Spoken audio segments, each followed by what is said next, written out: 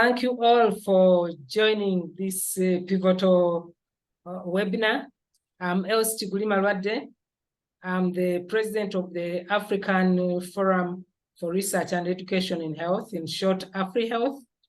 This is an intersectoral, interprofessional organization that is based in Kumasi, Ghana. And we promote collaboration across sectors, across universities, and we have a number of universities as well as NGOs that we work with across sub-Saharan Africa, but also globally. And we work closely with the Consortium of Universities of Global Health, and we are glad to be hosting this together because we have a working group that we call the AFREHEalth-CUGH working group. So we do work together and host webinars together at each other's annual conferences. And thank you, Keith, for allowing us to do this. So I would like to welcome you all to this important webinar on challenges and solutions to the climate crisis in Africa. I'll be introducing the speakers as we go along. We will begin off with the three speakers. We'll begin off with some speeches, then we have a Q&A and have two more speakers, have a Q&A and a discussion, then we have some closing remarks. But before I invite our first speaker, I would like to say that the African continent is a region of immense beauty, diversity, and potential. But it's also a region that is grappling with some of the most severe consequences of climate change. So today we are gathered here to shed light on some of the unique challenges that Africa faces in confronting this climate crisis and explore some solutions as to how we can pave the way for sustainable future. So as we discuss this morning or afternoon or evening, depending on where you are, we really cannot deny the fact that climate change is real and it's affecting the African continent just like other continents. We've seen rising temperatures, prolonged droughts, erratic rainfall patterns, and increasing severe weather events that are having a heavy toll on the African communities, ecosystems, and economies, as well as health. So we know that these effects are not just environmental, they are deeply intertwined with the social and economic disparities. And this makes climate crisis in Africa a multifaceted challenge that demands our immediate attention, especially for us in health. So I would like to encourage you not only to think of the adversities that Africa is changing, but also to know that Africa is a continent bringing with resilience, innovation, and the potential for transformative change. So throughout the diverse landscapes of Africa, from bustling cities to remote rural areas, countless individuals and organizations and governments are trying to take action to adapt to the changing climate and to try to mitigate its impact and build a sustainable future for generations to come. So this platform today is for us to have a knowledge exchange, see how we can collaborate and inspire each other to make things better for the continent. So with those few words, I would like to invite Tim Evans, who is the Director and Associate Dean of the School of Population and Global Health in the Faculty of Medicine and Associate Vice Principal for Global Health and Innovation at McGill University, Canada, to give us a talk on role of universities. Over to you, Tim. Great. Well, thank you very much, Elsie, and thank you for agreeing to have me on this panel, and my apologies in advance because I have another engagement that begins very briefly, which unfortunately I'm chairing a panel, so it's very difficult for me not to be in two places at the same time.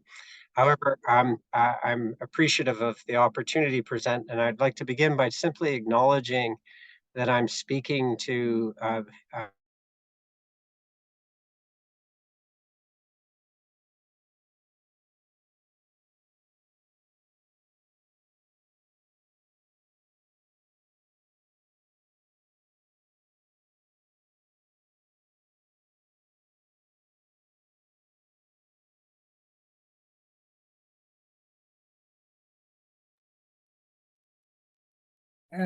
Tim, I'm not able to hear you. Are others hearing Tim?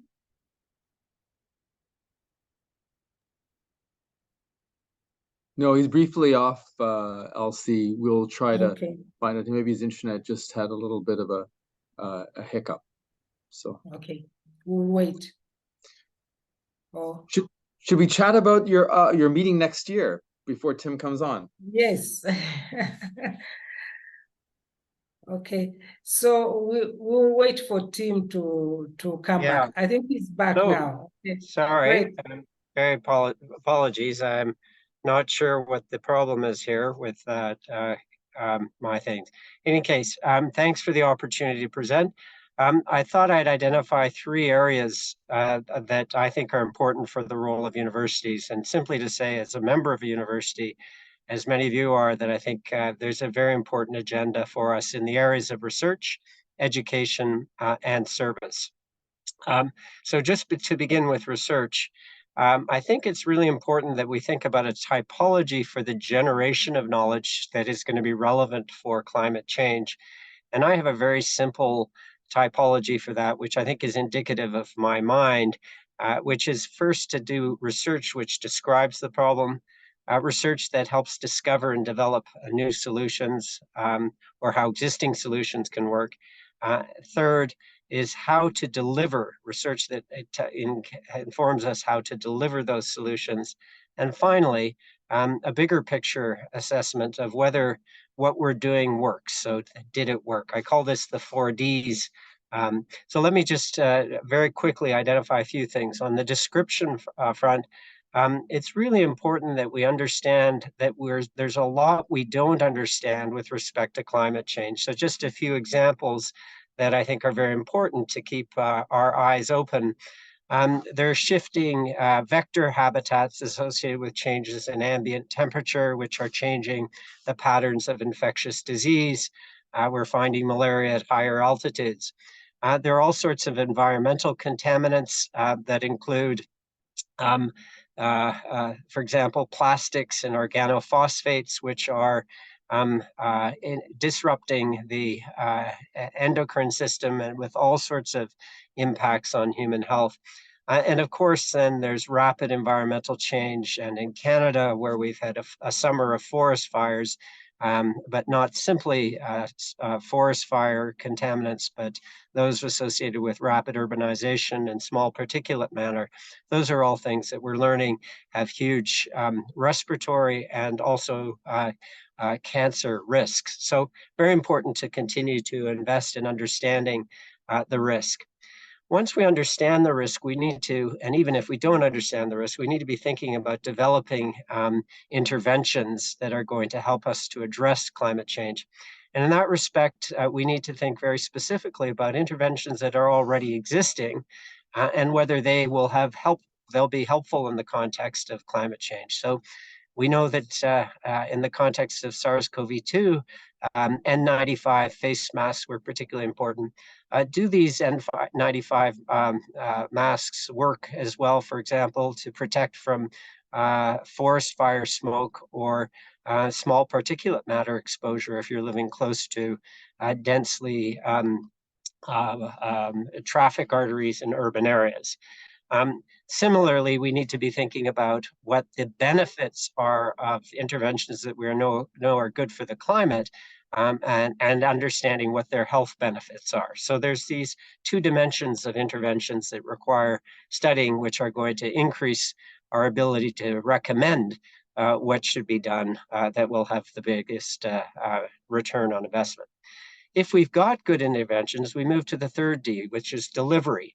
And there we have to really think about the systems for delivery. And I have a quick acronym that I call GFIT. And it relates to governance, finance, information, and training or people.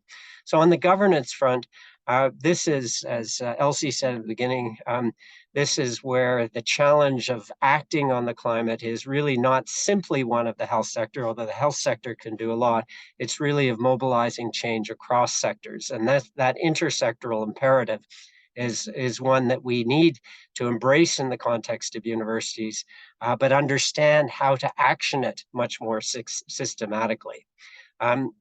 We also need then to think about the building blocks of change, which relate to finance and financing, both within the health sector and across society as well, both in a public and private dimension, are areas where research and the university can really be very helpful.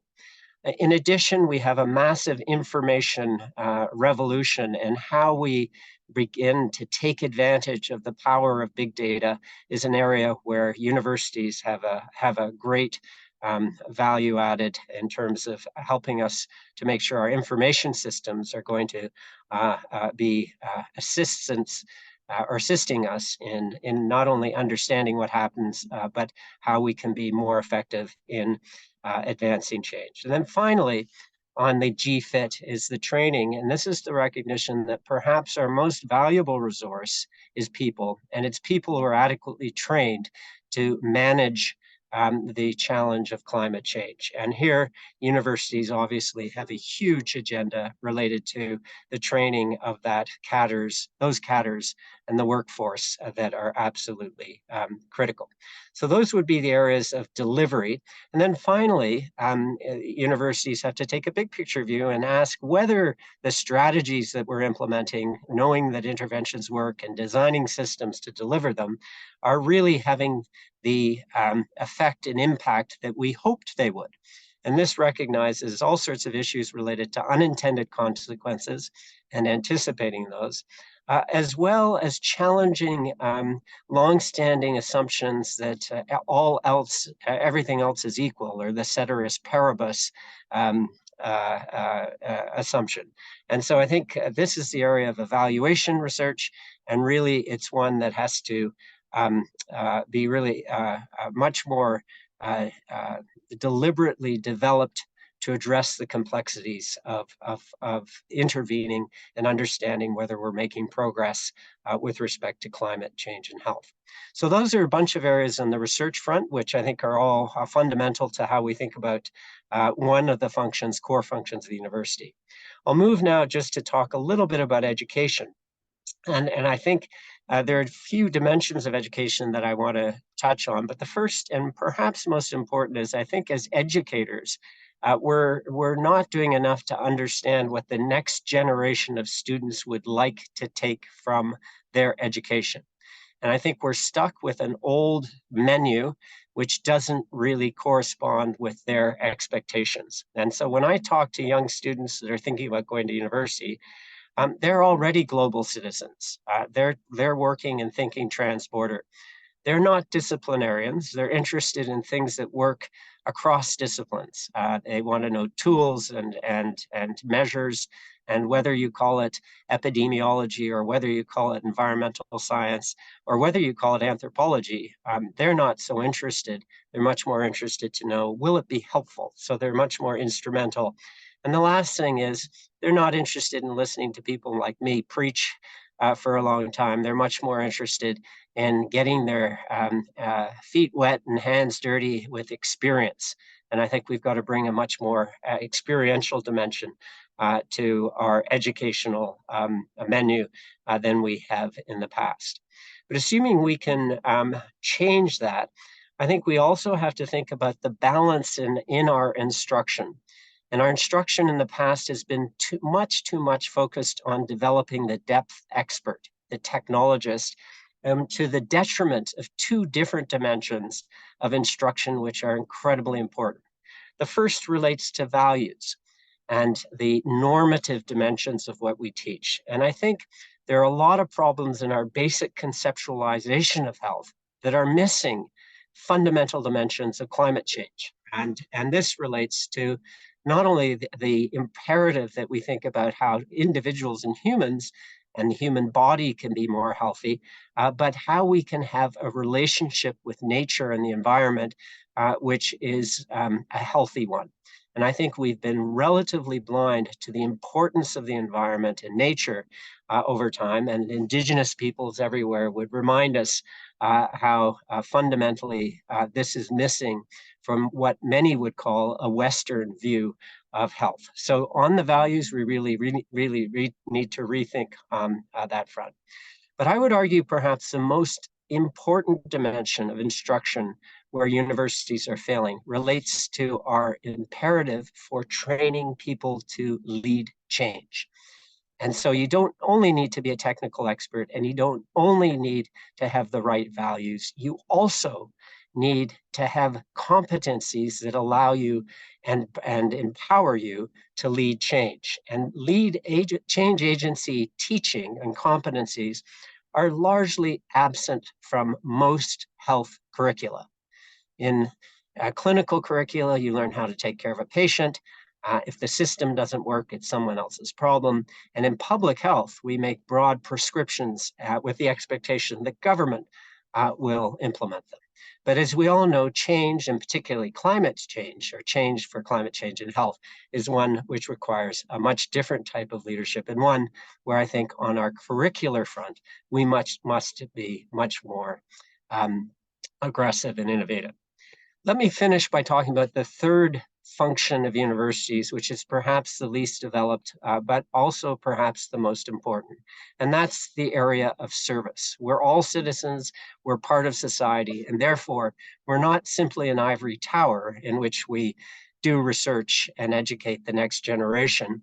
We also have to act and advocate for change now. And in the context of the climate crisis, our advocacy is absolutely fundamental. And that is an advocacy that needs to break down silos across sectors, across jurisdictional borders, local to global, as well as across professional disciplinary borders. We need to actively engage with our publics. And we need that not only to mobilize change, but we also need it because there's no, in this day and age, the trust in what universities are doing is by no means a given with the public. The whole rise of anti-science and concern that academics are perhaps controlled by others, by global forces that are really not part of the community, are ones that we need to take seriously and make sure that we're engaging with the communities that we intend to be part of the benefits of our research and training. So let me finish by saying that I think our ethos and service needs to be humility and learning as you go, hand in hand with our communities, and that we need to steer away from a tradition of hubris and know-it-all attitudes, and simply suggesting that people would be much better off if they only did what we told them to do. So Elsie, I'll hand it back over to you, and thank everybody for their attention. Again, my apologies for having to step out a little bit early this morning. Thank you. Okay, thank you very much, Tim. Those are very inspiring thoughts, and I think very stimulating for us, especially at universities, and we can identify with many of the things that you have said. And the fact that you have to step away, I would like to request that we come in with the Q&A briefly here before you go, so that then we can continue with the speeches, if you don't mind. So members, please use the Q&A box for your questions. If you have questions or comments that you'd like to give, then please do so now.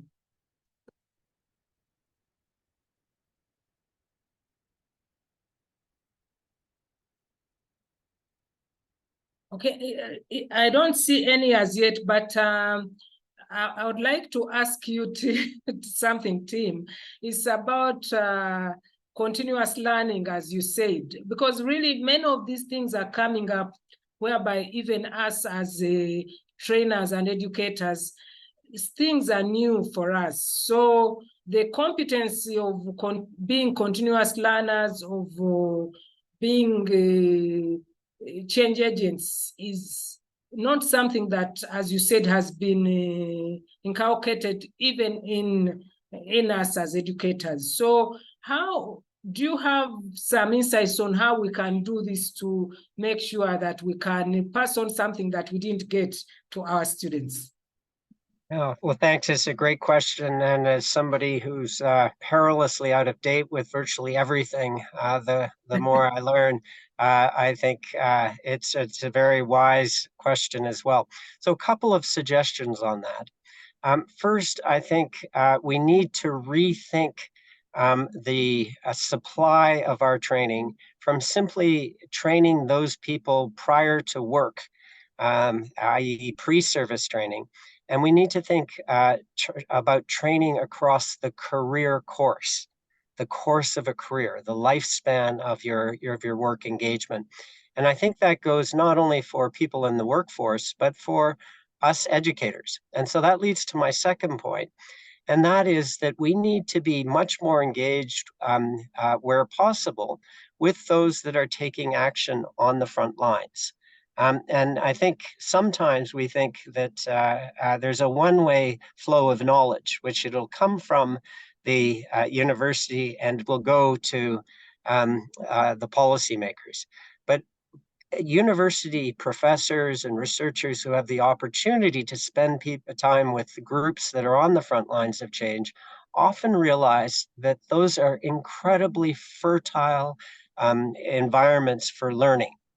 And I think we need to do more to promote an active engagement with those front lines of change, whether it's an NGO, whether it's a government policy, whether it's a clinic that's dealing with an emergency, and see those as active learning opportunities. So promoting that engagement. And there's all sorts of really innovative work going on where we're starting to melt away those barriers and removing those silos between the university and the what I would call the front lines of change. So those are just a few thoughts on how we can continue to learn and make sure that we position ourselves as learning institutions in this rather than know-it-all institutions. Because I think, as you're saying, Elsie, we have to be humble. We really have to be humble and commit ourselves to being learning institutions rather than thinking somehow in the context of massive uncertainty, we have figured it out.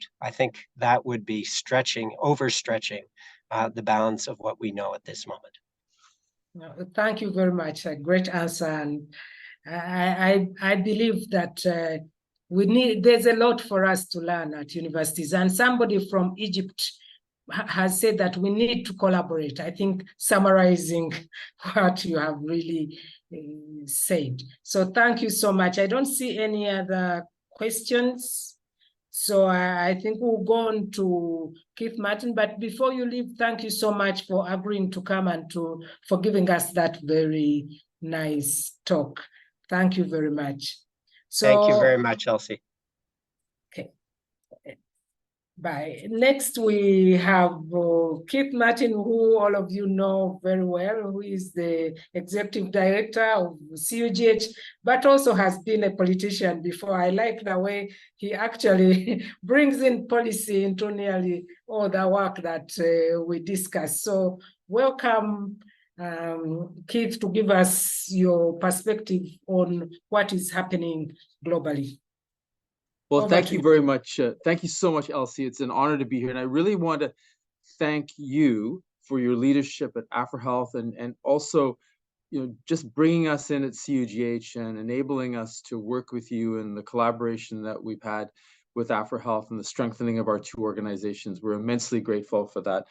And I almost say to the attendees that Elsie, I think she's got a twin because you do so much work that I swear that you're in so many places at the same time as you were yesterday on the surgery session that was held. So thank you so much to you personally, for your entire team in Kumasi, and for the membership. So I wanted to the challenge that you gave to us, what I wanted to do for those of you who are here today is really take up Dr. Kuguli Malawadi's challenge and share a few things that come out of some experiences that I've had over 3 decades. And on a personal note, I have to say I was extremely privileged to be taken in by conservationists, by those community members who are working in conservation in certain parts of Africa, bring them into the reserves, walk with them through the bush, show the impacts of climate change and other threats, and bring them into their communities to learn from them about what's affecting them and their families, their communities. And as Dr. Elsie said, the continent has incredible potential, riches, people, a youth bulge, and it's an incredible opportunity for African countries to teach the rest of us how to deal with this challenge. So for that, I'm going to move along and share my screen, if I may, and we will start. So what I'm going to do is, let's see now. There you go. So you can see my screen, Elsie? Yes, please. Okay. Clearly. No, thank you. Wonderful, thank you. So while we're talking about climate change, the interesting thing is that we actually have a triple environmental crisis. Climate change, but there's also a biodiversity crisis that is an existential threat to our health around the world. We're suffering from the biggest extinction crisis the planet has seen since the dinosaurs. And why that's important is that is destroying and pulling apart or ripping apart the foundation of life on this planet. And we're part of that. So it's affecting us in ways that we probably see in our lives, but don't fully understand that literally this is a threat to our very existence. And finally, on the right side, pollution, which we won't get into today, but it is a massive challenge. The thing about the climate crisis, it's not progressing linearly, it's actually accelerating. So the rate of change is actually advancing at a much faster pace than most people thought. Time is not on our side. So what I'm going to do is talk about some solutions as to what we can do to address it in the African context. So here's the thing. African nations are not the major emitters. 20 nations, which are primarily the advanced developed nations, 20 of them actually contribute about 75 to 80% of all carbon dioxide or carbon equivalent emissions in the world. And there are actually only 4 sectors that are responsible for 75 to 80% of those emissions: energy, transportation, industry, and agriculture. But while African countries are not the cause of the release of carbon dioxide in the atmosphere and carbon equivalents, they're paying the price. And all of the evidence shows, and all of you online know, that it's African countries and those who are poorest who are going to pay the price. It's going to hit them hardest, and they are the least responsible for this challenge. So how do we address this challenge? Well, in fact, the opportunity here is that that triple crisis that I mentioned on the left-hand side has a huge impact upon poverty reduction, economic development, in essence, the social determinants of health. So as those challenges get worse, those are the impacts that they're having. And it's all driven, of course, by our actions. The interesting thing about this is that you can actually address all of those 3 crises on the left by certain programs and initiatives that will address all of them simultaneously, or most of them, and have a powerful impact upon the right side of this. So in other words, addressing climate change, addressing the biodiversity threat that we face is actually, if we are able to do that, will have a powerful impact upon things that are really important to people's lives, the social determinants of health, how much money you have in your pocket, jobs, the economy, and the environments we work in. All of those areas will be impacted positively if we address what's on the left-hand side of this equation. Conversely, if we fail to actually address the challenges on the left, what's happening on the right will get much worse. So my reason for this slide is to, as we think through, there's a strong political argument to address the threats we're talking about on the left, because it actually addresses the key political challenges that governments are facing. Can I get my people to work? Can I reduce my unemployment rates? Can people have more money in their pocket? Can we improve their health? Can we improve security? Can we reduce conflict? All of those things and much more will be improved by addressing the challenges on the right. And addressing the challenges on the right will actually generate a lot of revenues. I'm going to show you how this can happen in the African context in a bit. All right, so here is the opportunity, as I mentioned before. Addressing those three crises, it will improve the social determinants of health, and is a strong political argument. The reason why I mentioned political argument is that of all of the conversations that are happening globally, and we'll have one soon with the Conference of the Parties on Climate Change, talking about global solutions, that's all well and good and is a target, but in effect, the engine of change, where the rubber hits the road, so to speak, is actually within countries. Those choices, those decisions that are going to impact these crises do not generally happen at a global level. Those agreements are targets, they're nice, but that's not where the engine of action happens. The engine of action, as we know, happens within countries and within states. So let's look at some opportunities that could be considered that colleagues around the African continent have shared with me over decades. And there are three buckets: sustainable use of biodiversity hotspots, climate smart agriculture, energy, green energy shift, and healthy cities and urbanization. Because as the population of the world grows, most of that population is going to be in urban centers, and a large increase, the increase in population globally, and particularly in the African continent, is going to be centered around urban centers. So policymakers around the continent and around the world are grappling with how do we build cities that are going to be able to absorb the growth in population that we're seeing and we're going to see. All right. So in regard to the situation on the continent of Africa, one of the major assets that the continent has, that with the exception of parts of South America and parts of Southeast Asia, the continent has the richest areas of biodiversity hotspots in the world. On the upper left, going clockwise, the Okavango Delta, that's Gorongosa in Mozambique. On the bottom right corner is the mighty Selous in Tanzania, and on the left are the Drakensberg Mountains in South Africa. Why I put this up is that, and I'll get to this in a second, is that in addressing the climate crisis, we know that we have to reduce emissions, but there's another side thing that we have to do too, is that we have to pull carbon dioxide out of the atmosphere. We are not going to achieve the 1.5 degree, keep global warming below 1.5 degrees centigrade by 2030 unless we do both, unless we reduce emissions and pull carbon dioxide out of the atmosphere. One of the least expensive and most effective ways of doing that are to protect and preserve natural solutions, which are carbon sinks. The continent of Africa is extremely rich in carbon sinks. These are often biodiverse hotspots. So if you protect and preserve these or use them sustainably, you can generate vast sums of money.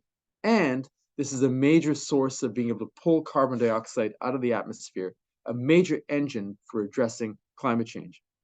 It also, as you can definitely see by these gorgeous photographs, is that they're biodiverse hotspots. So you protect them, you actually protect global biodiversity, which is again the other existential threat I mentioned before that is affecting everybody's lives. That's largely neglected. So what's the benefit? When I was across the continent and meeting with communities, that if you're able to sustainably utilize those areas, you can generate vast sums of money, and you can do it through ecotourism, through sustainable agriculture on this outside of those reserves, and many other activities. The amount of money that can be generated is huge. So according to the World Bank, over the next 10 years, such ecotourism and tourism can create over 3.8 million jobs over 10 years. Currently, the value of travel and tourism is 119.2 billion a year as of 2021, and it's going to grow over time. The key, though, is that, and this is where there's an ongoing challenge, is that the benefits of sustainably utilizing those reserves have to be shared with the local communities. And if you do that, they become partners in protecting them. So working with local communities, improving their training to manage those areas, and importantly, sharing a good chunk of those revenues with the local communities can be used for education, healthcare, infrastructure, and other needs. It's a completely win-win situation. And furthermore, there are incredible, this came from Dr. Greg Simpson that you will hear from in a little bit, but there are incredible programs in terms of teaching and training individuals on how to manage these conservancies and areas wisely. I just named two. One is in the Cape Peninsula University of Technology. The other is in Nelson Mandela University. But an opportunity that is not well regarded or considered is actually driving funding to enable communities to access the training they need to be able to manage these reserves effectively. If they do that, and they are asking for this, we will be able to hit that both the climate crisis and the biodiversity crisis simultaneously, and generate funds for those local communities, which are often impoverished, for their needs. The next area is in climate smart agriculture. This is a revenue generator and there's a lot of organizations that have done a lot of work in showcasing innovations across the continent of Africa, where climate smart agriculture has been utilized, which again has created jobs. Importantly, revenue, and importantly, it also generates a source of food to deal with nutrition, which of course will improve health. So there's multiple win-win opportunities in climate smart agriculture. And in the Q&A, we can talk about some of those if you wish. Energy. I know there's a lot of new fossil fuels have been discovered on the continent, but there's also incredible opportunities in power in solar, wind, geothermal, and hydro, which is Dr. Kuguli Malawati mentioned in her first comments about the innovation on the continent. There's incredible innovation taking place on the continent in these four areas, and it is something that will create jobs, revenue, and it'll also teach the rest of the world how to deal with this challenge in climate change. The other areas in the urbanization challenge in healthy cities is a picture of Lagos, but any big city on the continent and around the world is going to see an increase in population growth, and that increase in population growth has to be dealt with. So there are challenges and opportunities to be able to scale up what is important in being able to address this challenge.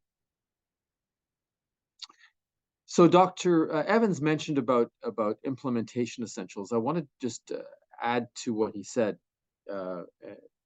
In order to be able to implement any of the programs we've been talking about, you have to have trained people, infrastructure, and also strong public service. So the strengthening the public service is important not only in areas like the environment and health and others, but it's important to strengthen justice so that the laws and enforcement are there that enable governance to occur, and in finance departments. Why that's important is that there are a lot of companies that are going on the continent, are stripping the continent bare, damaging the environment, hurting people, and taking away the resources from the continent and storing it in a high-income country. So the African continent, in many areas, the resources are being literally stolen and are being absconded with, and the benefits are not benefiting the people. They're benefiting those who are taking these resources and they're shoveling them up to high-income countries to sit in banks or to purchase other assets. That needs to change. But in order for it to change, the people have to have the laws and the enforcement that enable them to be in control over their assets, and that the product of those assets go to the benefit of the people in those countries. Finally, what's critically important to do anything, you've got to have political commitment and funding, long-term political commitment and funds. So who pays for this? Well, the opportunity, as I mentioned before, is the continent is exceptionally rich in natural resources, as Elsie mentioned. And in order to be able to capitalize on that, it's important to have a strengthened public service so that the public service of governments can have the administrative capacity to deliver the public programs that the people are asking for. If you strengthen that administrative capacity, including again in areas of justice and finance, you can reduce corruption, as I mentioned before. and that will liberate resources for public programs. How much of that is going to be liberated? Well, corruption losses are estimated to be between 1.5 and $3 trillion a year. And those monies are being bled from the continent, and are being stored in high-income countries. So this will liberate a lot of money that can be used for the public's needs. Second, and we don't spend enough time on this, is that there's a lot of money that's been taken from African countries that are stored in high-income countries. That needs to be returned. It doesn't belong to those of us in high-income countries. It doesn't belong to the people who stole it, but it needs to be returned to the continents from which they were taken to address the public's needs. Those are two big sources of revenue. It's not going to come from official development assistance. It's not going to come from hollow promises that are made at every conference of the parties. History shows that people promise, they don't deliver. But the resources are there on the continent that can be utilized for the needs of the public. And they need to stay on the continent so the countries can use those resources for their people's needs. So I just want to thank you for your time. Look forward to questions, and just encourage individuals to take a look at AFREHealth.org. Dr. Elsie mentioned their conference coming up next year in Nairobi in August. Our conference is coming up in March 7th to the 10th in Los Angeles. So please look at CUGH2024.org, and we hope to see you there. And I'll turn back to you, Elsie. Thank you for your time. Thank you very much, Keith, for that enlightening speech and really inspiring. And if our politicians could think like you and act like you, it would make a lot of difference. Please, participants, we have missed one of the speeches from WHO. I hope she'll be, Maria Neira may join us later, but all the same, we'll continue with the Q&A. Please put your comments and questions in the Q&A box, and Keith will address them or give comments, and then we'll continue to the next presentation. Any questions or comments? Can I ask a question if nobody does? I'll see if somebody doesn't ask a question. Oh. No, somebody has put something in the chat that thanks, Keith, for the talk. How do you propose attending to your conclusions? Thank you very much. I think that was Dr. Simpson, perhaps. That's so Simpson. You'll yes. hear from Dr. Simpson, because he's an expert, and I hope people listen to him, because he deals on the ground with the communities, with people. And I have to say, I remember the first person who taught me trekking in the bush. His name is Span Gumedi, up in the northern reaches of KwaZulu-Natal on the Mozambique border. And he took me to the bush. We didn't speak much in the same language, but he taught me so much. He brought me into his communities, and he saw the poverty that the communities were faced with, and some of the private reserves that were generating huge amounts of money. So he said that we need to have part of that money. And they were people, they had conservancies, and they said, we need people to train us, our communities, so we can manage these well. And that's an incredible opportunity. So to Dr. Simpson's question, he was kind enough, and I really encourage funders to think through as to how they can actually create a funding mechanism to be able to enable communities to access the training they need in existing conservation management programs on the continent of Africa that are culturally relevant, that'll teach people the skills to manage those revenues. That will not only protect those areas, not for the sake of simply protecting them, but more importantly, to actually address the deep socioeconomic needs of the communities. These are not just jobs on making baskets. These are jobs on management.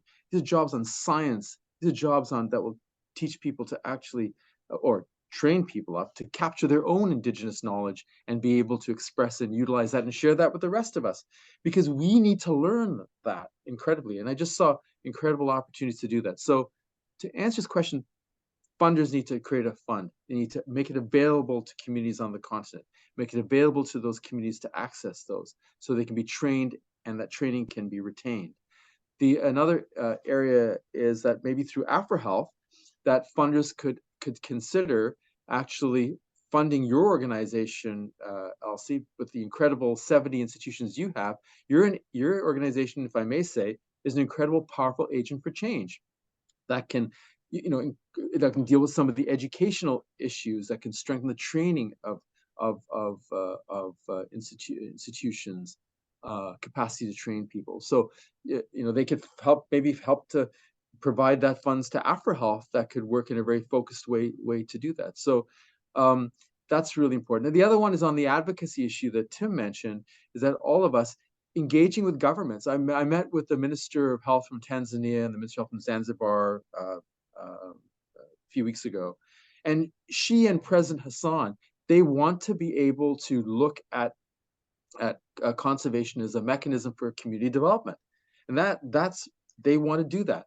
And the country of Tanzania and Zanzibar, they have incredible riches, but they want to be able to partner to that effect. So that could be really important for dealing with some of the challenges. And our folks in our communities can actually engage governments, ask them how African institutions can engage their governments in their countries and say, how can we work with you? Do you want to do this? It's actually written in the African Development Plan that the African Union put together for 2050. What I spoke about today is embedded in there as a mechanism, as a pathway for sustainable development. It's kind of really interesting. Thank you very much, Keith, and thank you, Greg, for that question.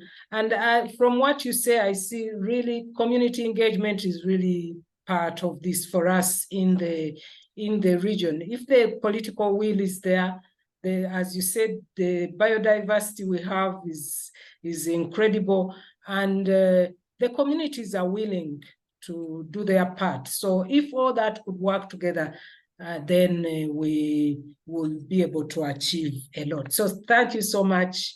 But you are remaining with us, so if there are any other questions that come up or comments, please feel free to join in. Seeing no other comments or questions, I'm going to request Dr.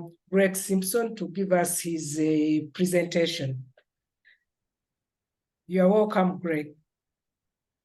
And as Greg prepares to join as a panelist, Professor Ssewankambo from Makerere University says, governments and politicians think short term. How do we get them interested and committed to issues that are long term? Well, I think that thanks Dr. Ssewankambo for his leadership in that question. We working in academia, we've got to put ourselves in the feet of the politicians. So I think to Dr. Ssewankambo's question, we have to align our asks with their interests. And they have some core ones that are politically beneficial. They want to create jobs. They want to improve economic development. They want to improve health and education. Investing in what we just discussed, investing in the ability of communities to be able to sustainably utilize those natural assets, those biodiverse hotspots, engage in the other areas like the agricultural opportunities and others, is an engine for job creation, revenue production, improved healthcare, improved health, improved nutrition, and improved security. So we need to engage them, I think, Dr. Ssewankambo, directly. We need to frame our asks in the context of their own interests, the ones I mentioned, and partner with them to implement. I think that will speak to their primary goal, which is getting elected, but also dealing with those crises that they're grappling with, which are considerable. Oh, thank you. There's Netika from Sainad, has not indicated where she's from, but she says, country ownership and increasing administrative capacity depends on availability of monetary resources. You discussed corruption losses and stolen funds, and returning of the rightful funds to Africa with much lower resource settings. where these funds could then be used to build capacity and increase system strengthening. But how do you really do this, especially since it involves with nations and across nations? Well, I think that the first thing is the capacity building side, is that within ministries of justice, ministries of justice in particular, you have to have the laws, you need the enforcement. So those are critically important to happen. And you have to be dealing with governments that are interested in doing this. If they're not interested in doing this, then it's just not going to happen. Those governments have to be removed, and that's in the purview of the voters in that country. But for those leaders that are interested in dealing with this, and there are quite a few, it's a matter of working with them. Academic institutions can work with those ministries, like the Ministry of Justice, to strengthen those capacities so that the laws that are there can be enforced, the monitoring can take place. And the second part is internationally. High-income countries need to be shamed to return the money back from what's been stolen from the continent. It's just not right. It's going on every single day and every year. So return the money, stop the hemorrhaging flow of resources, and that will enable the countries to have vast sums of money that they can deploy for the good of their communities, and that's politically very attractive. So they'll look good. To Dr. Siwan Kambo's question. Okay, thank you very much, Keith. We'll go on to our next speaker, and I'm going to ask the admin to allow Dr. Greg Simpson to share and also to join as a panelist.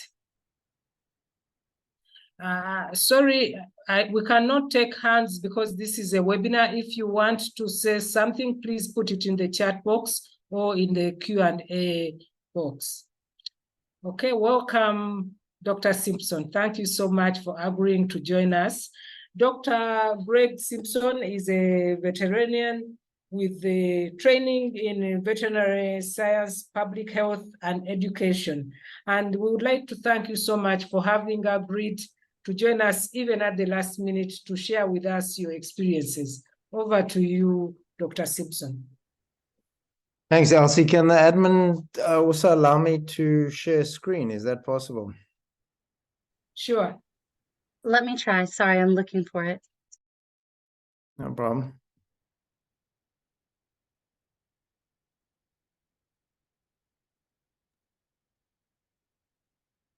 I think the easiest way is if you send your email address to me real quick, I'll send you a panelist link and we can get you online as a panelist. Certainly. Hang on. Can I just put in the chat? Yeah, you can send it to me or to everyone. Let me just send you a link so then you can have all the permissions.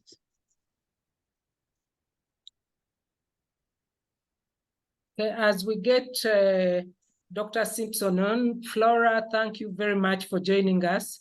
You've said it would be great to have economists working with AFREHealth. Has there been outreach to that sector? Actually, there's been an effort in that, and we have a technical working group of health economists, and we are hoping that through that we'll be able to get more economists on board, but it is still work in progress. Progress is just beginning. Thank you for that comment. Just bear with us and as we get Dr. Simpson in, but if you have comments and questions, please, we can continue with the discussion as we sort out the presentation from Dr. Simpson.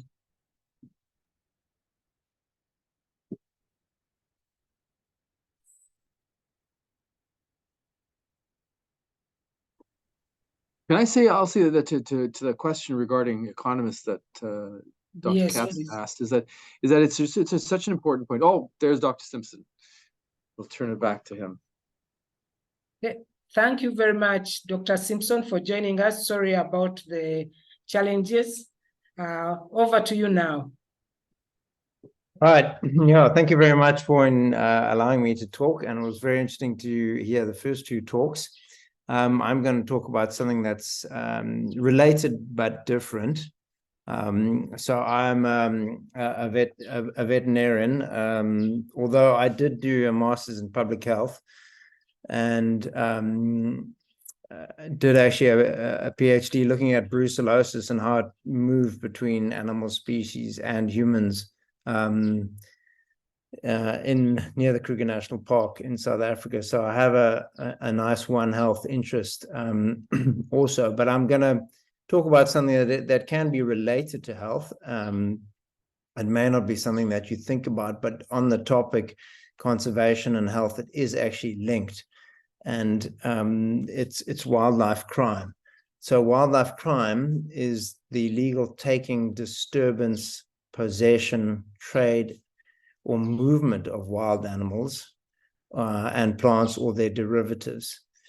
And this is actually seen as the fourth most lucrative form of organized crime on the planet, after guns, drugs, and human trafficking.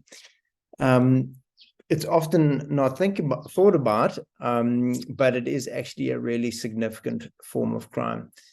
And it can cause great damage to the environment and is seen as the second most significant threat to biodiversity after habitat loss or degradation. And obviously these activities can be profitable for the perpetrators. Another part of wildlife crime, which we often don't think about, is because the value of wildlife crime has increased, there's been more and more people committing wildlife crime and going into conservation areas or committing a crime in an area that has wildlife. The result is there's had to be a response in terms of protection on the wildlife. And that has also had a significant impact and from a financial and a human resources point of view. So we estimate that 350 million animals are poached every year. And in the last 10 years, about 1,000 rangers have lost their lives protecting wildlife. The value of wildlife crime is estimated to be around $30 billion annually. And we tend to have information on when the crime actually occurs. For example, if a rhino is poached, we tend to find the carcass, and we've got the statistic and so forth. But a lot of information after that we don't have. For example, where it goes and how it travels. We also have information on where it ends up in the endpoint, but there's quite a bit of information that we don't have in the middle.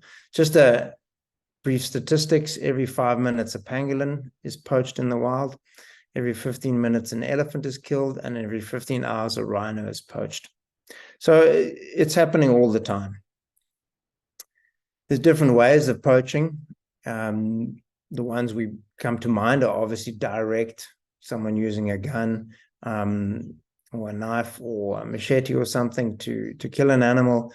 Another way of doing it is actually tranquilizing animals, and you can either dart an animal or you can put a drug in some kind of food or water to sedate an animal, and then poisoning, which actually kills animals, similar way, and different animals are poisoned in different methods. For example, if you want to poison a carnivore or a scavenger, you would use meat. And if you wanted to poison a herbivore like an elephant or something, then you would use a vegetable or some other method. The top picture actually is vultures that were poisoned. And something to bear in mind is sometimes they're poisoned on purpose because people want the vultures to use their body parts for traditional medicine. Other times they're poisoned because vultures send a signal to rangers and other law enforcement people that there's an incident. When they start flying around a carcass that has been killed, they attract law enforcement. So people then put poison on a carcass, for example, an elephant that's been shot, and then that actually kills the vultures. And what is really important is some vulture species are actually, the numbers are very small. There can be a few hundred animals, and you can have one poisoning that can kill 50 to 100 animals. So there can be really significant incidents from a biodiversity point of view. A few more animals that are poached. Pangolin are throughout Africa and are commonly poached, particularly in the north. Their scales are in demand for traditional medicine, generally in Asia, and the meat is considered a delicacy. They're quite easy animals to catch. You got to find them first, but once you catch them, you can just pick them up. And so they're not really a threat to the person that's catching them. This is a really large batch of 14 tons, which equates to 36,000 animals. So you can imagine the impact of that. Rhinos are poached for their horn, and the horn is used also as a status symbol. It's also used for medicine, and it's highly sought after. It's more valuable than gold per kilo. And in South Africa, we have had a lot of animals poached, and we now have less than 20,000 animals and are losing about 500 every year. This is just to show you the diversity of animals that are poached. This is an animal called an abalone, and it is a sea snail in essence, and it lives on a rock not far from the shore, and it is seen as a delicacy for eating, and it is extremely valuable. So we kind of think rhinos and elephants, but actually there's all sorts of animals that are poached. There's lizards, there's plants.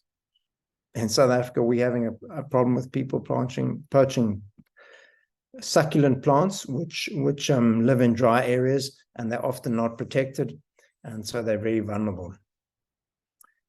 What is quite interesting is wildlife crime has also attracted very organized crime, and there's multiple layers to those involved, starting at the bottom, which consists of groups of small people, 2 or 5 people, and then goes further up, and you end up with your consumer at the end. Your supplier, the person at the bottom, generally doesn't receive a lot of money from what they poach, and they put their lives in risk. So there's health impacts. They often don't make it back, but they are the ones committing the crime. You then have an orchestrator who is more of a middleman, and there can be more than one layer, and it depends on the crime and where it is and so forth, how many layers there are. And then you obviously have a consumer, and there's different consumers depending on the product. Some people consume animal products or plant products for religious or ceremonial reasons, others for food, status symbols. They can be made into furniture, instruments, and of course, medicine. Traditional medicine is not only in the East, it's also in Africa. We have a very strong traditional medicine market. What has been quite attractive for people to commit wildlife crime is it's seen as low risk for high reward. It's often in rural areas where there isn't good policing. If people are caught and they go to get to a prosecution, then your prosecutor is comparing someone who stole pangolin to someone else who maybe committed rape or murder or something. And the wildlife is not necessarily seen as valuable as humans. So we're also sitting with that. And it's also can be quite difficult to collect evidence on. There's often no witness as opposed to human crime, related crime. So it can be difficult to build up an investigation and so forth. Another thing that's significant about wildlife crime is it is transport intensive. Products are moved all around. This makes it also quite complicated because then you've got to have international agreements. Countries have got to communicate with each other. And yeah, from a health point of view, there's also risks, as we've learned through coronavirus, that transporting wildlife around legally and illegally is obviously a risk. And yeah, that's also another threat to think about. In this picture, we are trying to find a bullet in a rhino that was shot, which can be quite a process, as you can imagine, with an animal that's over a ton. And we tend to use metal detectors and plastic pipes to try and follow the traces of the bullets. Another problem is that Keith mentioned earlier is that we have obviously growing human populations that need resources and can get resources from wildlife, and they also need employment and money. So there's obviously the temptation to go into wildlife crime. Another thing we see is people moving closer and closer into natural habitats. And that obviously increases chance of contact and so forth. So the impact of wildlife crime, particularly organized, is you end up with a loss of biodiversity. You can end up with extinction of animals. You can result in animal welfare and animal suffering. And something to bear in mind is you can remove one species, and that can actually impact a whole lot of other species, for example. So it's not just one species. We all understand the web of different species connected, and if you remove lions, then it has an impact on other things. If you remove elephants, that has an impact on all sorts of other species. So you can get a bit of a cascade effect from removing various animals. Oh, sorry, I didn't mention on the human side, we have unemployment. If there's wildlife crime in an area, people don't want to go into, tourists don't want to go into that area, which obviously has an impact on tourism. It also creates instability in your economy. In essence, it's an illegal activity. You don't get tax. You have a false economy in that people that are, for example, shooting rhinos and have a horn, trading the horn, have a lot of money, and they create a bit of a false economy, which is tempting for people in the area and creates instability. It's harder to enforce the law. It's harder to support legal activities. We've also seen that wildlife crime links to terrorism. We've seen that in East Africa. And also what we've seen is that it can link with other crimes. For example, in South Africa, we see trading of that abalone that I showed you for raw materials for drugs. So there's actually no money that changes hands, but there's other products in crime. And then obviously that impacts public health because now you've got more drugs in the system. And yeah, fatalities and zoonotic risk we've also talked about. This is just saying the same thing again. So what we've done is what's interesting with wildlife crime is, to a certain extent, the growth has been quite recent, and people that have trained to work in conservation areas don't necessarily have the training to handle a crime scene, or they are getting now military training with regards to anti-poaching and so forth, but they don't necessarily have law enforcement skill training. So we believe it's important to increase the training around management of a crime scene and collection of evidence that could be used in an investigation. So what we do is we actually train people, and there is just like with human crime scenes, wildlife crime scenes are the same. You can have footprints, you can have bullets, you can have DNA, you can have digital traces, and those can be collected. But also with human crime scenes, if it's not done correctly at the beginning, it ends up getting thrown out of court. So it's really important that it happens at the beginning correctly. So yeah, every contact leaves a trace, and it's important not to disturb crime scenes, not to damage them, not to contaminate them with your DNA, etc. So these are things that we teach people. So in summary, wildlife crime is a significant threat to biodiversity and also to development, particularly utilizing what Keith talked about is natural resources and building economies around natural resources, for example, ecotourism and natural resource utilization. It is attractive because it can be seen as low risk, high reward, and obviously results in loss of biodiversity and economic instability, etc.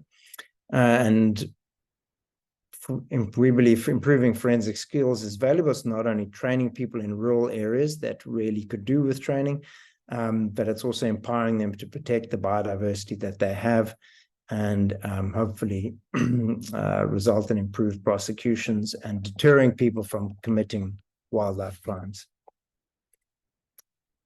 Thank you.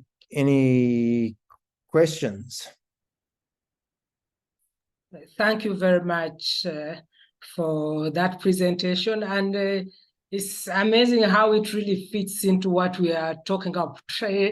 When you mentioned the topic, I thought, wow, how does this all fit in? Now it puts in so clearly, and how it's affecting the biodiversity. That is really an interesting aspect that many of us may not think about. So thank you so much for joining and enlightening us. We have a question from Anja Hayes. Thank you, Anja, for joining.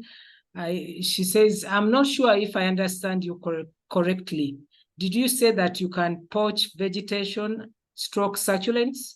If yes, can you speak more on this? Where is the line between poaching and simply using natural resources in your environment? Over to you. Yeah, so it's a very good question. I mean, people tend to commit a crime for one of three reasons. One is lifestyle.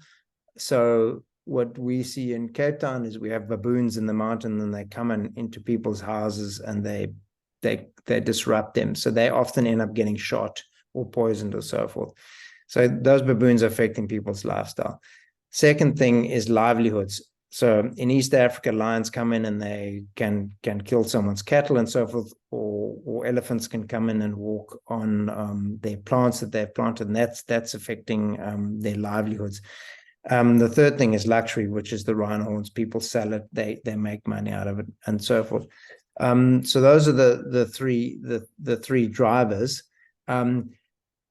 To answer your question, utilization of natural resources needs to be managed in a sustainable way. So there are many communities that do utilize natural resources, and that is fine. But when you do it to the level of some of the things that I was talking about, being organized and removing on a mass scale, you end up with significant damage. It is tricky, and that is one of our difficulties with wildlife crime. In some ways, human crime is simpler, but wildlife crime is, well, I've always been going in and taking plants, or I've always been killing animals to eat. Why must I not do it now? People go into the forest and kill a primate and then eat the primate, and they've always done that. Our problem is now we have more and more people and less wildlife. So where do you draw the line? There are some communities that do it very well. They say you can take plants from here. We also have nature reserves where people, the local community is allowed to come in and take plants, etc. And that is seen as fine. But if you have then greed coming in and people take massive amounts out, then it's unsustainable. So I think to answer your question, it depends on if it is done sustainably and legal. In other words, with agreement with landowners, or if the communities own the land, if it is managed by the community structures, then it's fine, of course. But it can obviously not be managed well, and then you end up with biodiversity loss. Really interesting. Africa's got a major problem with illegal forestry, so trees getting taken out. And another thing that we don't think about it, in Mozambique, I remember going through Limpopo National Park, and the hardwood trees, the big ones, were cut down and burned for charcoal, and then the charcoal was transported to Maputo for electricity. So people in Maputo are just wanting electricity, and because there wasn't a stable supply of electricity, rare trees were getting cut down in a national park. So that trees that could be 50 to 100 years old, which is going to have a huge impact on the biodiversity there, and is actually very, very sad for many reasons. The succulents in South Africa, where we have the problem, they are very microclimate orientated, so they will only live in a particular area. And if you remove them, you can actually wipe out a species very quickly. In South Africa, we have a high plant biodiversity. We have sort of 8,000 species, and that's quite high. And it's resulted in that we are seen as it's risky for us. Oh, thank you for answering that question. There's another question. Can you elaborate on how organized crime gangs attached to poaching terrorize local communities and kill game rangers? I think this is quite common across sub-Saharan Africa. So over to you, Greg. Yeah, I mean, what is difficult is they end up with power through selling their product. So they have money, they can bribe people, they have reason, they can buy good, nice cars and weapons and so forth. So you end up with a mafia or type scenario where people can hold communities to ransom and cause a lot of damage, and it can be difficult to develop beyond those people or past those people. It makes it hard for honest legal activities to thrive in that environment. Sorry, was the question about how it happens or how to?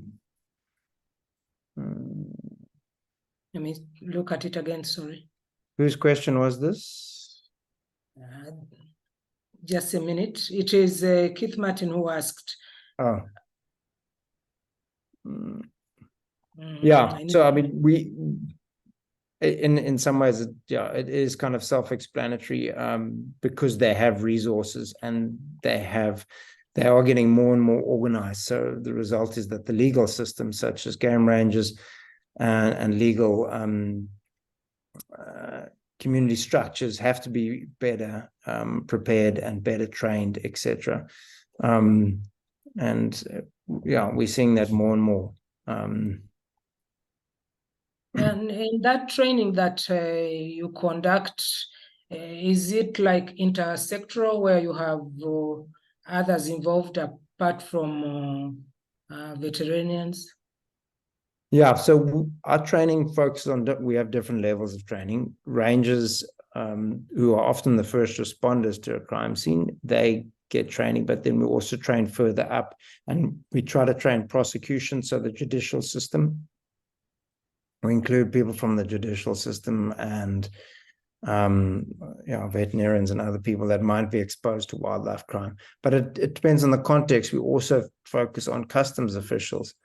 So these products always go through a border, or don't always, but they tend to go through a border, particularly the high value products. So then you need to improve training within customs. There's a focus for things like guns and drugs, but actually wildlife crime or wildlife products is also really important. And what's difficult is it can be very hard. For example, the meat that might be transported, what is it the meat that it says it is? Or ivory horn can look like cow's horn, or we have two different tuna, bluefin tuna or yellowfin tuna, and they're almost impossible to tell the difference. So it is actually quite tricky. Thank you very much, Greg, for answering those questions. We still have more questions coming, but for the time being, you remain with us, and then we go on to our next speaker. And please, sure. Thank you very much. Thank you. Keep the comments going in the chat as well, and if you have questions, put them in the Q&A box. It's easier for me to follow them. Thank you. So I would like to welcome Dr. James Elam. Thank you very much for agreeing to join us at this webinar. Dr. James Elam is a senior lecturer at the University of Cape Town, and is going to talk to us about education for sustainable healthcare, a South African case study. Over to you, James. Thank you, Elsie, and good afternoon, everyone.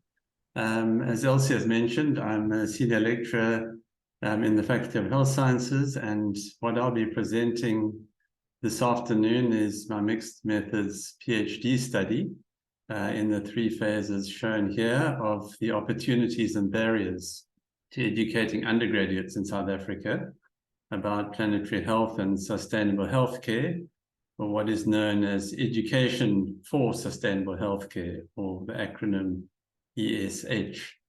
And my motivation for doing this study stems from understanding that climate change, as we know, is a global health threat and a public health opportunity as well, one in which public health professionals should be leading in protecting public health and minimizing the climate and environmental impacts of health systems. That South Africa needs capacity in climate change mitigation and adaptation, and I'm sure we're not alone in that. And finally, that faculties of health sciences need to train future health professionals to promote climate action and environmentally sustainable healthcare. So what is education for sustainable healthcare? It's been defined by the Association of Medical Education in Europe, or AMEE, as the Organization of Health Professions Education, to develop the knowledge, skills, and attitudes about the interdependence of human health and ecosystems, including the effects of climate and environmental changes on health and the impacts of health systems on the environment. The AME Consensus Statement on Planetary Health and Education for Sustainable Healthcare has described the knowledge, skills, and values required to practice sustainable healthcare. And it suggests examples of learning objectives, learning activities, and assessments to promote transdisciplinary engaged learning with multiple stakeholders. And so the figure here from the statement depicts the relationship between planetary health as a transversal curricular theme, the indigenous ecological perspectives, and sustainable healthcare.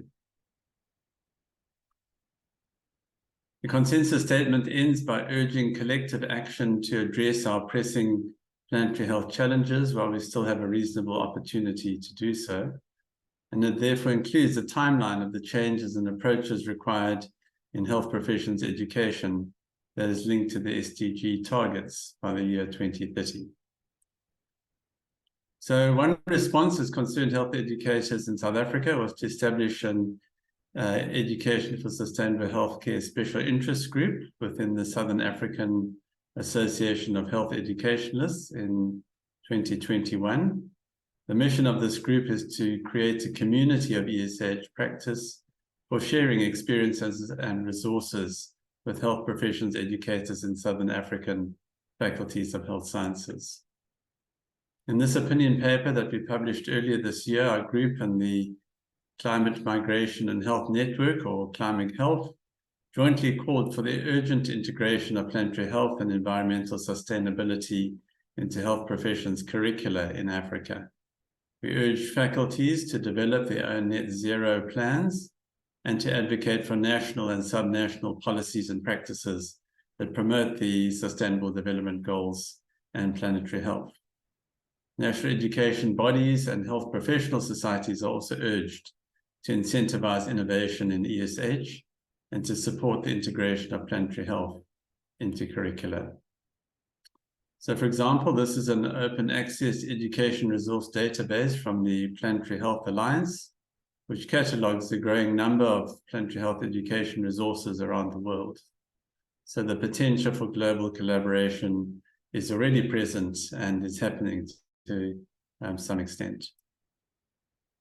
So in the first phase of my mixed methods study of 3 phases, I undertook a collaborative national audit of planetary health and sustainable healthcare and health professions education in South African faculties from September to December 2021.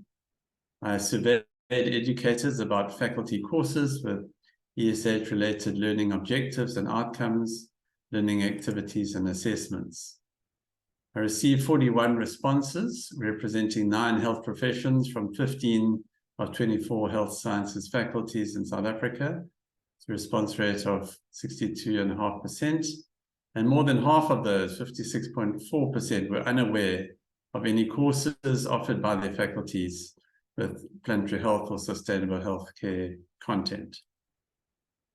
Reported learning activities included advising patients about the environmental and health co-benefits of lifestyle choices, assignments and oral presentations on sustainable healthcare, and community-based research about the environmental determinants of health. 9 of 18 courses reported ESH-related assessments, most commonly in the form of oral presentations, reflective essays, multiple or short assessment questions, and research projects.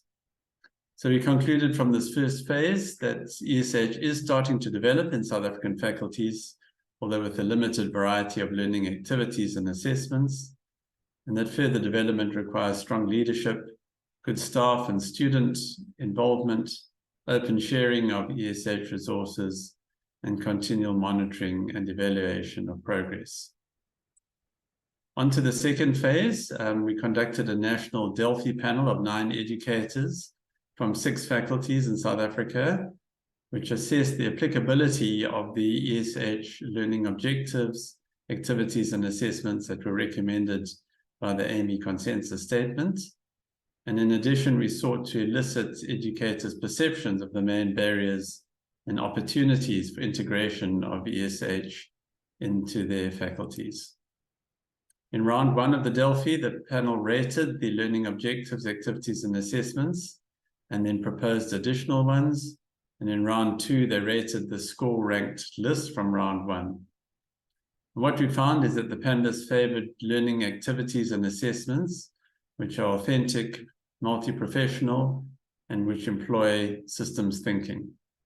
They perceived the lack of capable educators and curriculum overload to be the main barriers to integration, and identified the need for strong champions and trained educators in education for sustainable healthcare. In the third and final phase, we used a global tool called the Planetary Health Report Card to assess the perceptions of educators about planetary health and sustainable healthcare at my own faculty of health sciences at the University of Cape Town. And we also assessed educators' perceptions of the key barriers and opportunities for ESH in our faculty. So something about the Planetary Health Report Card. It was developed by medical students in the USA in 2019 as an institutional advocacy tool for planetary health. It includes 5 categories, namely curriculum, community engagement, student leadership, research, and campus sustainability. And the rationale for this is well stated in the forward, as you see there, that as future health professionals, we must be prepared to address the impacts of human-caused environmental changes on patients' health, and to understand and properly mitigate the environmental impact of clinical care. And finally, because climate change and environmental threats disproportionately affect marginalized populations, these issues are inherently ones of equity and justice. So working with a team of 5 medical students in our faculty, I completed a report card by means of interviews with 31 faculty educators and 8 other key informants in the University of Cape Town. The completed individual scorecards and the interview summaries were shared with interviewees for validity checking before being compiled into a summary report card for the faculty.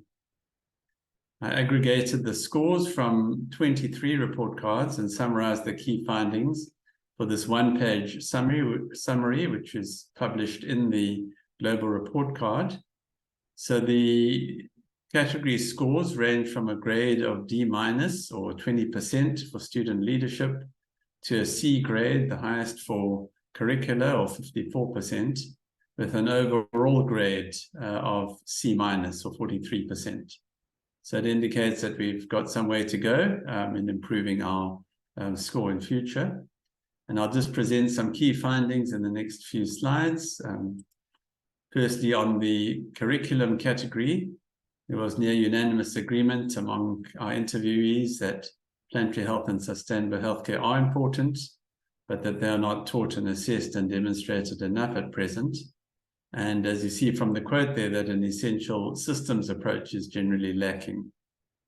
However, there is growing awareness of sustainable clinical practice that is being spurred by worldwide developments towards low carbon and climate resilient healthcare, driven by organizations like the World Health Organization and others.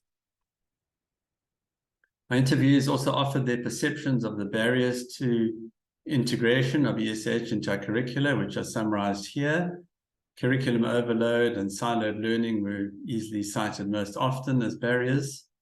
And in addition, clinicians spoke of how an ethic of sustainability may conflict with one's duty of care to the individual patient, and also how cost-cutting and urgent challenges in the public health system often marginalize environmental sustainability concerns. In assessing the campus sustainability category, the director of UCT's Environmental Sustainability Strategy and Office described the progress and challenges towards our university's goal of a net zero campus by 2050 or sooner. He described progress in waste recycling, in sustainable water management, and campus biodiversity, for example, and also in piloting an orientation course on sustainability for resident students that is intended to become a foundational course for all faculties. However, key challenges include funding and building heritage restrictions on solar energy installations, on green building design principles, and on more sustainable transport options. So in this slide, we summarize our report card vision for 2030. It builds on the foundation of this first baseline assessment. We conclude that education for sustainable healthcare is seen by our colleagues as increasingly important and yet insufficiently performed at present. That curriculum overload and learning in silos and low educator capacity are the key barriers. That planetary health and sustainable healthcare should be cross-cutting curricular themes for all disciplines as recommended by the AMI consensus statement, and that biannual iterations of the report card at least would be helpful to evaluate progress in integrating ESH into our faculty curricula by 2030, as measured perhaps by the presence of key learning objectives and outcomes, collaborative educational activities, and student-centered assessments, for example. We're pleased that our report card is the first from a faculty in Africa and one of only 3 from low middle income countries that was published in the 4th annual edition of the Planetary Health Report Card, which is launched each year on Earth Day, the 22nd of April. This year, it included 13 countries and 105 faculties, and also has report cards adapted for schools of nursing, pharmacy, and physiotherapy.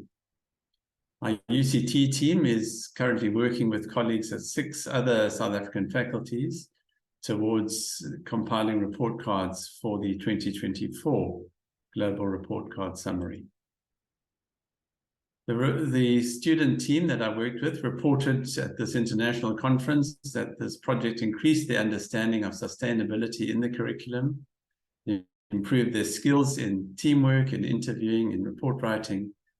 And so it's my hope that further mentorship of students within our faculty and beyond will produce good leaders for future updates of the report card and for advocating for education for sustainable healthcare. It's been encouraging then to hear international students as well sharing their perspectives and experiences in leading climate change and health education in their faculties, such as in this US webinar just before the launch of the report card in April. Students in the webinar shared the above examples of curriculum resources that can be readily adapted by others and encourage utilization of these resources, longitudinal integration of planetary health and sustainable healthcare into faculty curricula. Something else that I've come across is the Planetary Health Education Framework, which has been published by the Planetary Health Alliance to guide education about our complex planetary health challenges. At the core of the framework are the 5 domains that you see in the figure there, represented like threads of a rope to reflect the reality that they are interdependent and interconnected. And the outer rings of the framework are the different conditions that influence how these key planetary health themes, topics, and concepts will vary with time and context. So in the UCT faculty, we are currently undergoing curriculum transformation. So it's a huge opportunity to integrate these themes and topics into all of our health professions curricula over the next 5 years at least. So for more about the phases of the study, you can see these references accepted for publication in the African Journal of Health Professions Education are these 2 papers that describe the national audit, the first phase, and the Delphi panel, the second phase.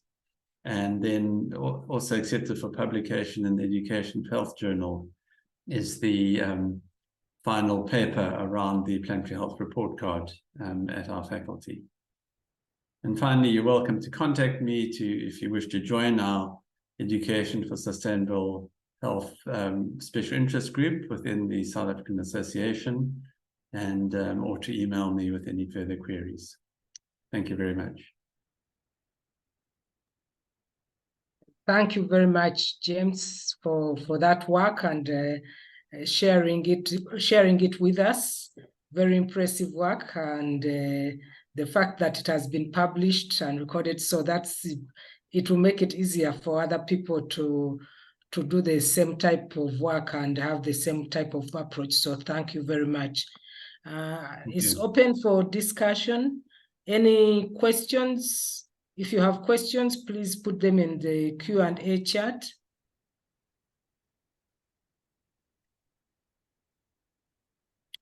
I don't see any questions there, but maybe I will ask you, what are the challenges that you see going forward in 2013, really implementing this work in the curriculum in South Africa, so that if this work has to be duplicated in other African countries, we can at least have an insight in what the challenges would be. No, thanks for the question. So what came through clearly in the phases of our study was, firstly, increasing capacity amongst educators and helping curriculum designers and developers to develop the learning objectives, the resources, the assessments, and then also to see how it can deal with curriculum overload, which is a prevalent problem around the world, where curricula have too much content, and that is a challenge in our own faculty. And so the idea is to see how one can integrate these themes and topics into existing opportunities where possible. So for example, if there's teaching around the social and environmental determinants of health, that can be extended to include thinking about the planetary implications, teaching about the sustainable development goals can be related to climate action. Teaching health professionalism can be related to the eco-ethical responsibility that health professionals have to protect public health from climate change and environmental degradation, and also, importantly, to reduce a considerable environmental impact of the healthcare system itself. The global emissions from the healthcare system are estimated to account for about 4.5% to 5% of global emissions. And so that's sparked a growing movement for sustainable or green hospitals and health centers. And then to help our students understand and our educators understand that health professionals have considerable agency. They're trusted as agents. They're close to the impacts of climate change, and they're in a position to do something about it, whether it's in the doctor's surgery or in the hospital healthcare center or at a national or global policy level. So barriers would be really helping, connecting champions for this approach. And so that is why I've emphasized the fact that there are a lot of resources already through the Planetary Health Alliance and others, and that within Southern Africa, our Association of Health Educationalists has set up this special interest group to help other educators learn from what is happening in our faculty and more and beyond. Thank you very much for that presentation and for that work. And we will continue with the conversation and on how you can also work with the African Forum for Research and Education in Health. We have a team that is really interested in integrating this work into health professions education, led by Professor Umar Ibrahim. He's here, and he's been writing some interesting charts in the chat box. Thank you, Umar, for the work you are doing with the AFREHealth. And why AFREHealth decided to bring up this webinar with CUGH is really to increase our awareness. I know that we've started with the webinars, and these have been very stimulating within the AFREHealth community, and we are increasing awareness and advocacy for this. But as you say, there's considering curricula, especially health sciences curricula, this is a big challenge because the curricula are overloaded, as you said.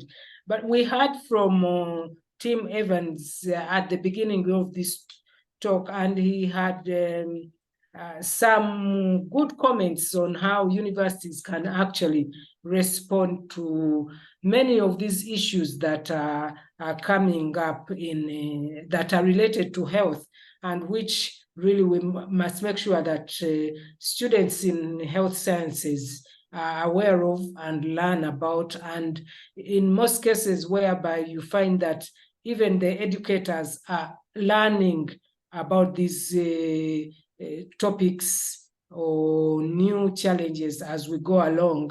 And one of the things is to make sure that with the universities are actually learning universities, that we learn in the community, we learn with the community, and we make sure that our students are lifelong learners so that they can learn about these things and be able to conduct research and also provide service by working with the communities during the time that the students are at the university, and at the same time be able to interact with the communities and improve our communities.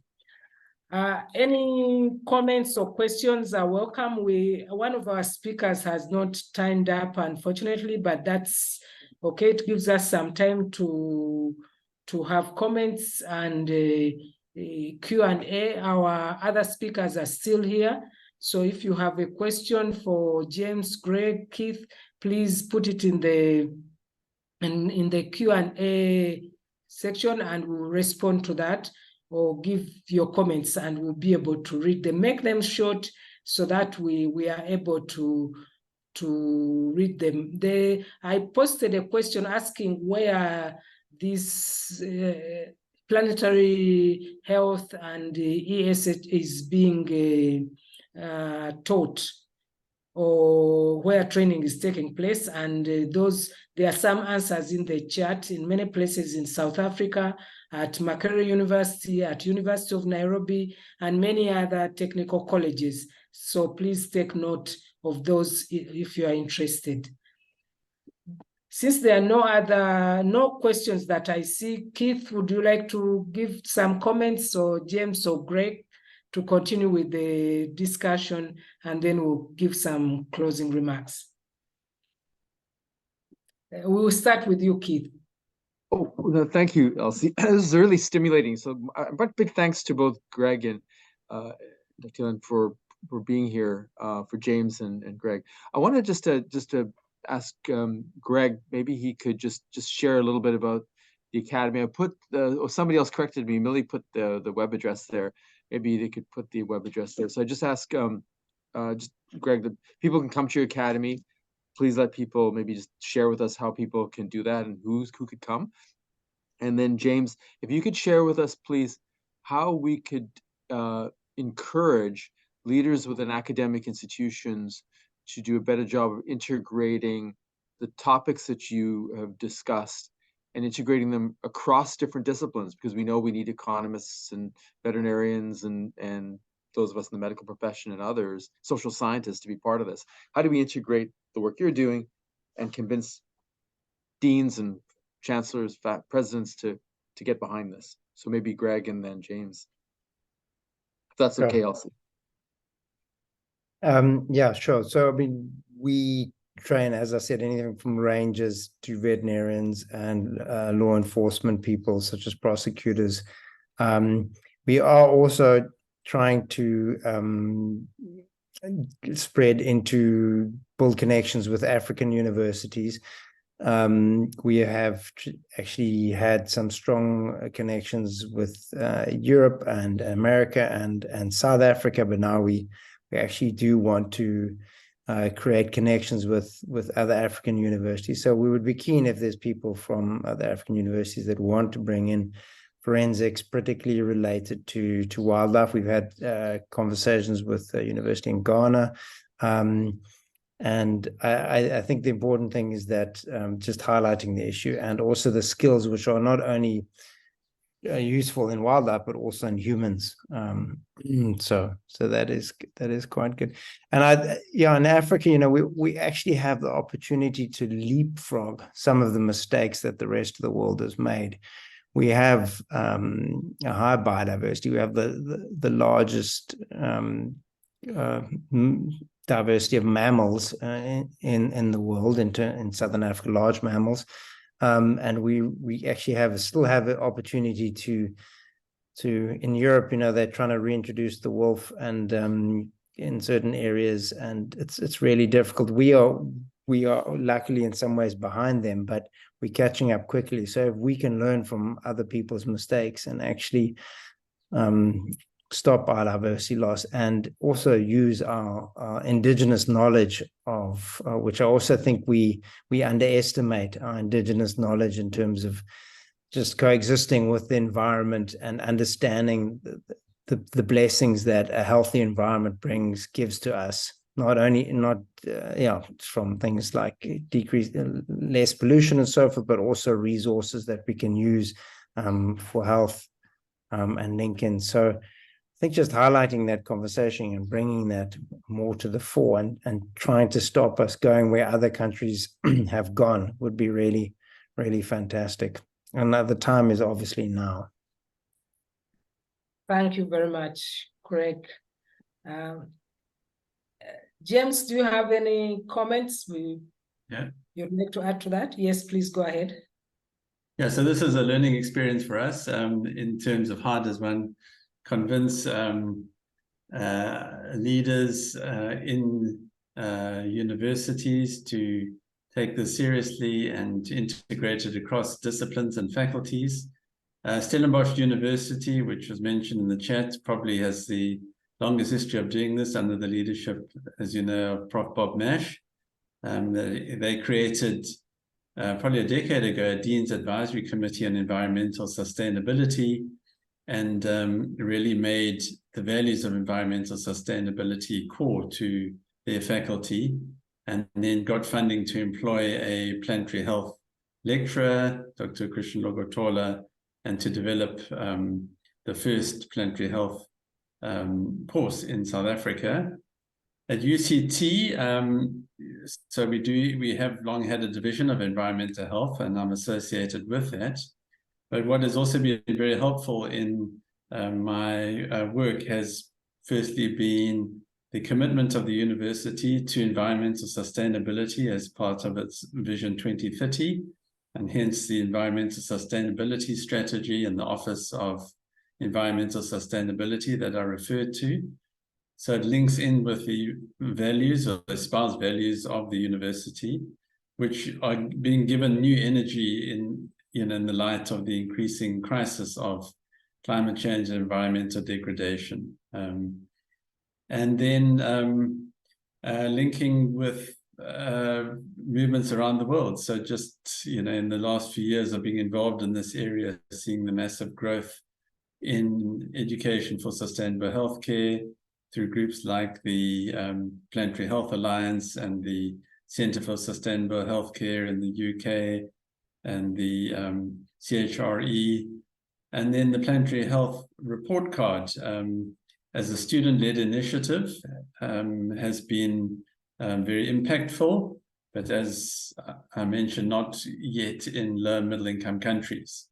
And the lessons from our colleagues in the global north has been, students are the generation that are going to inherit the worst impacts of climate environmental degradation, and in many institutions are asking or holding the faculties accountable. And so building that agency and accountability in our students and getting them to be in the driving seat of these changes is really important. And so I alluded to the importance of mentorship. And in our faculty, that means having students involved in the curriculum transformation that's underway, which is a fantastic opportunity.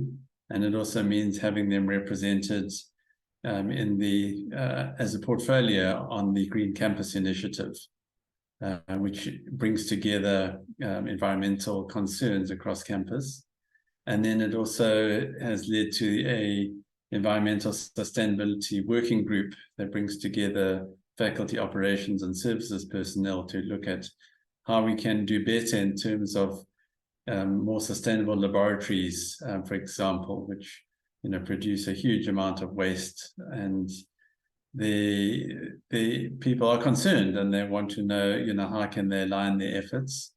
And the report card is a tool to hold us globally accountable. So we've done the baseline. We've seen that we're not doing too well, C-, and so there's now incentive to improve that with the next iteration in 2024. And so again, that sort of is an incentive that the deanery and others have taken notice of. And in presenting the results of this report card in various fora in our faculty and in national conferences, it really has helped to raise the profile. And it's also helped to build collaborations with other faculties that will be doing the report card in the coming year. So yeah, we're on this journey. It's been encouraging to see the growing interest and the potential for collaboration. And I look forward to how we can work with AFREHealth, both to learn from and to share our experiences. Thank you. Thank you very much for those comments. Is there anything that any of you would like to say before we close? We are coming to the top of the hour. Okay. I would like to thank our panelists. Thank you so much for those enlightening presentations and interactive questions and answers. It's really been wonderful hearing what you are doing. Thank you so much for sharing with us. And AFREHealth is open. We are going to reach out to you and work with you. Well, I would like to thank all our participants. Thank you so much for joining this webinar and for the questions that you have posed. And at AFREHealth, this is just the beginning. We are really at the level of awareness. We have a group that is working on this, and we are gathering steam, and I'm sure we'll continue to work on this. And as Keith said, those who will be able to join CUGH in March 7th to 10th, this will continue to be discussed. And even at AFREHealth, our annual symposium, 6th to 8th August next year in Nairobi, will continue with this discussion. But in between, we'll be having webinars. We are hoping to create a technical working group to work on this so that those that are interested continue with this discussion. So thank you so much for coming, and thank you for the opportunity to hear about the work that you are doing. I would like to thank the CUGH for giving us an opportunity to put up this webinar with them, and also for the CUGH admin for all the work she's done to make sure that this webinar takes place. I wish you a good morning or afternoon or day or evening, wherever you are. Thank you very much. Enjoy the rest of the day.